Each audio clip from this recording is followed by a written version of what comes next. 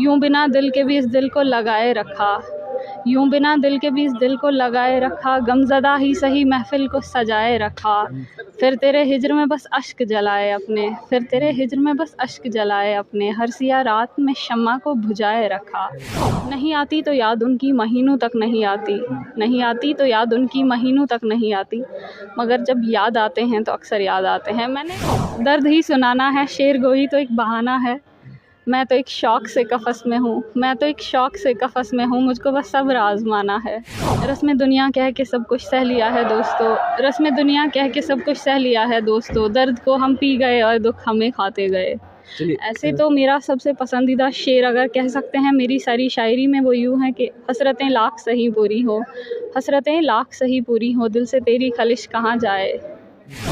हम कर चुके हैं उनसे तरके वफ़ा लेकिन, हम कर चुके हैं उनसे तरके वफ़ा लेकिन, जब वो याद आते हैं तो दुनिया भूल जाती है।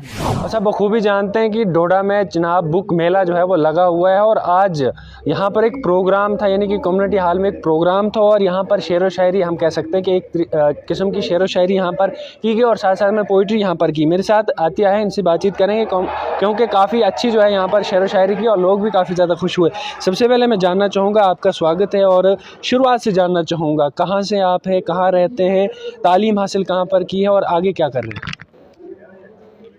बहुत शुक्रिया। मैं सबसे पहले अपने नाम से शुरुआत करूँगी। मेरा नाम अतिया रिफ़त है और तख़ल्लुस में माहम का इस्तेमाल करती हूँ। मेरी तालीम जो है, बुनियादी तालीम यहीं पे एक स्कूल है, असरारिया इकबाल एकेडमी, जो ईदगाह के पास है। मेरी बेसिक एजुकेशन तो वहीं से हुई।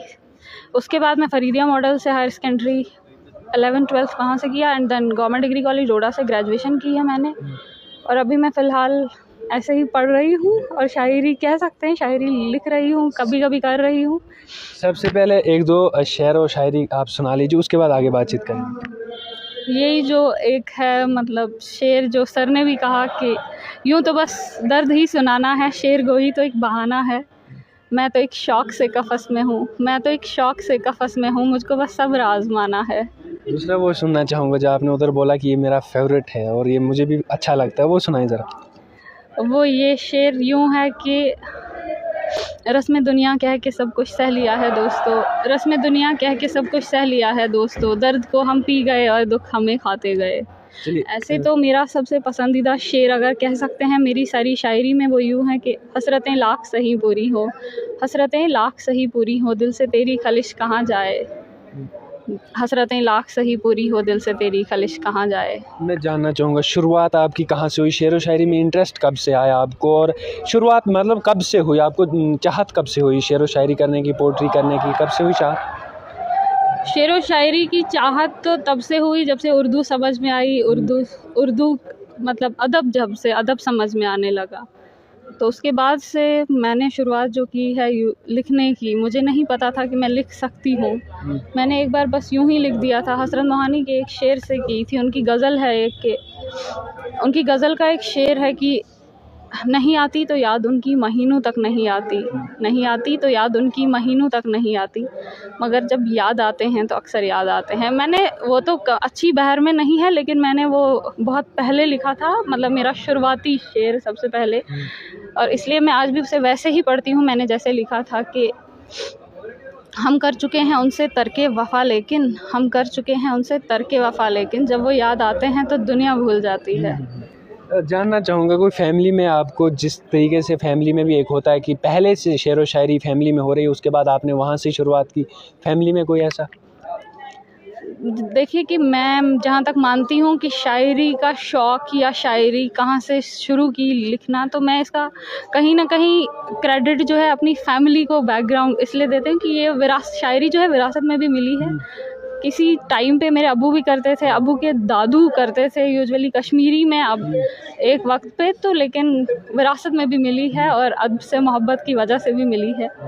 चलिए थोड़ा बहुत सुनाएं, और इसके अलावा जो आपने कहे उसके अलावा थोड़े बहुत गज़ल वगैरह अगर है तो वो सुनाएं। गज़ल तो ये है कि मैंने अभी कहीं भी एक कि वो मैंने मतलब बिल्कुल ताज़ा गज़ल लिखी थी चंद दिनों पहले कि यूं बिना दिल के भी इस दिल को लगाए रखा, यूं बिना दिल के भी इस दिल को लगाए रखा, गमज़दा ही सही महफ़िल को सजाए रखा, फिर तेरे हिज्र में बस अश्क जलाए अपने, फिर तेरे हिज्र में बस अश्क जलाए अपने, हर सिया रात में शम्मा को बुझाए रखा। और इतना मशगूल हुए लोग नशे में ज़र के, इतना मशगूल हुए लोग नशे में ज़र के, वक्त को छोड़ के सब कुछ ही बचाए रखा। और इसका जो मक्ता है, यानी जिसमें मैं अपना तखल्लुस यूज़ किया है कि हर कदम साथ तुम्हारे तो चली है माहम, हर कदम साथ तुम्हारे तो चली है माहम, अर्श से फर्श तलक साथ निभाए रखा। असल में इस शेर में मैं ये कहना चाहती हूँ, माहम का मतलब है चाँद।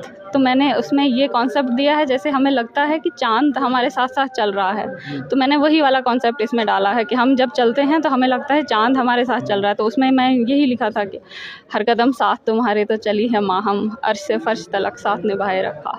इसके अलावा जानना चाहूँ, आपको यहाँ पर मौका मिला, इसके अलावा आप कहीं और प्रोग्राम में गए, यानी कि डोडा से बाहर भी आप गए हैं प्रोग्राम?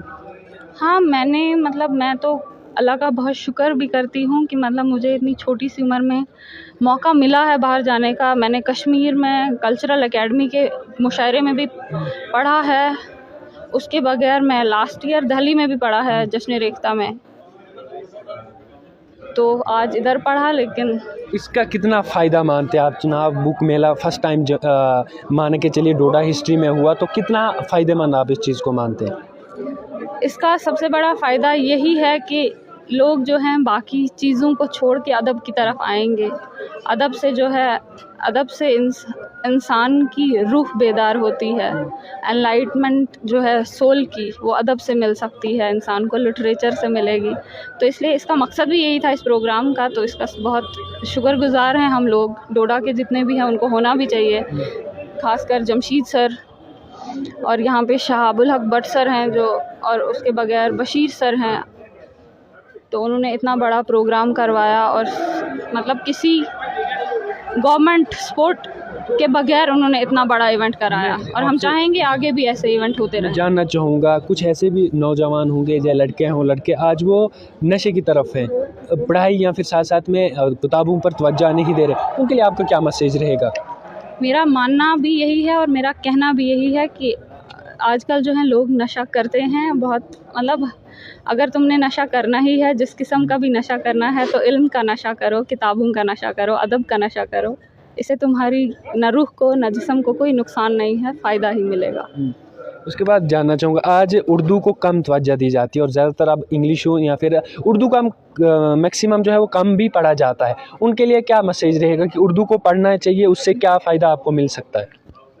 हाँ, ये आपने बहुत अच्छा सवाल किया है कि उर्दू, और हम अगर बाहर कहीं नहीं देखें, अगर हम सिर्फ डोडा में देखेंगे तो यहाँ भी आजकल बच्चों को उर्दू से न तो मोहब्बत है, न तो चाहत है उर्दू पढ़ने की। लेकिन अगर वो एक बार उर्दू पढ़ेंगे, उर्दू जो है सिर्फ ज़बान नहीं है, उर्दू तहज़ीब है, उर्दू अदब है, उर्दू इश्क है। तो मैं तो यही बोलूँगी कि उर्दू को समझें, इसको पढ़ें और इससे इश्क करें, क्योंकि उर्दू इश्क सिखाता है और तहज़ीब भी सिखाता है। चलिए, बहुत बहुत शुक्रिया। ये आज खास करके चिनाब बुक मेला यहाँ पर कम्युनिटी हॉल में लगा हुआ था, और अक्सर ये भी होता है कि जो सोशल मीडिया का ज़माना, और जो भी खास करके ऑफलाइन ऐसे तो कहीं पर शेर व शायरी होती है, लेकिन अगर सोशल मीडिया पर खास करके तो लोग भी उस चीज़ को देखते हैं। और यहाँ पर काफ़ी 5 दिन का ये मेला यहाँ पर लगा हुआ था, और अक्सर यहाँ पर बुक्स थी और उसके बाद भी अलग अलग जो है वह एक्टिविटीज़ यहाँ पर कराई गई। बहुत बहुत शुक्रिया बने रहिए फेयरवाइज के साथ।